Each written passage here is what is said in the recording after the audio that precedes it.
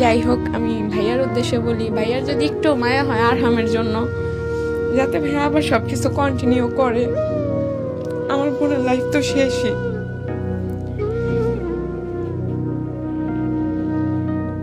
আরহামরে ভাইয়া দেখো, আরহাম তো মাত্র বড় হইতেছে, তো এগুলো কিছু বুঝে না।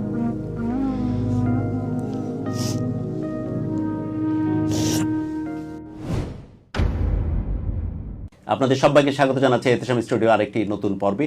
আমার বাবা নাই, ছোট থেকেই 5 বছর বয়স থেকে আমার বাবা নাই। জীবিত আছে কিন্তু আমাদের মধ্যে নেই। সে কোথায় আছে আমরা কেউ জানি না। বাবা বলতে আমার কাছে ঘৃণার একটা শব্দ। মানে বাবার মুখ যতটুকু মনে পড়ে ততটুকুই শুধু মারধর। মানে আমার আম্মুকে অনেক মারতো, আমাকে অনেক মারতো, এগুলোই। তারপর যখন আমার বিয়ে হয় 2015 সালে, তখন আমার বয়স 14 ছিল। পরিচয়টা ছিল মানে একটা বান্ধবীর মাধ্যমেই। তো বিয়ের পর আমি জানতে পারি আসলে সে হচ্ছে মানে কিছুই না, বেকার। তো তারপরও আমি সংসার করব, মানে এরকম ছিল যে বিয়ের পর যেই আমাকে দেখতো সবাই বলতো কাকের মুখে কমলা। মানে আমি একরকম, সে হচ্ছে আরেক রকম। মানে তাকে কোনোভাবেই আমার পাশে মানানসই না। তুমি তো অনেক সুন্দর দেখতে, অনেক সুন্দর করে গুছিয়ে কথা বলো, অনেক মিষ্টি দেখতে তুমি।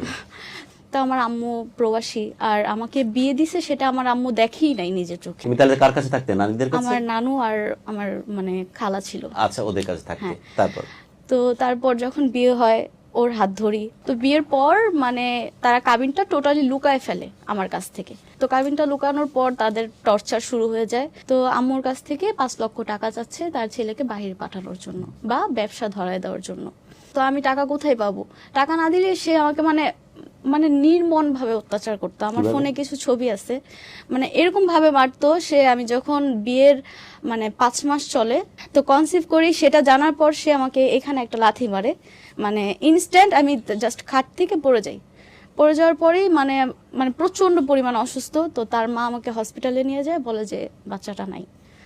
তো তারপরে যখন 2018 সাল, তখন দেখি যে সে আমাকে আর মানে পাত্তাই দিচ্ছে না টোটালি। সে অনেক মেয়েদের সাথে তার সম্পর্ক। তো ওই মেয়েরা আবার আমাকে ছবি পাঠায়, এরকম নোংরা নোংরা ছবি পাঠায়। সে আমার সামনে মেয়েদের সাথে কথা বলতেছে, যেখানে ডাকতেছে চলে যেতেছে, কিন্তু আমি কিছু বলতে পারতেছি না।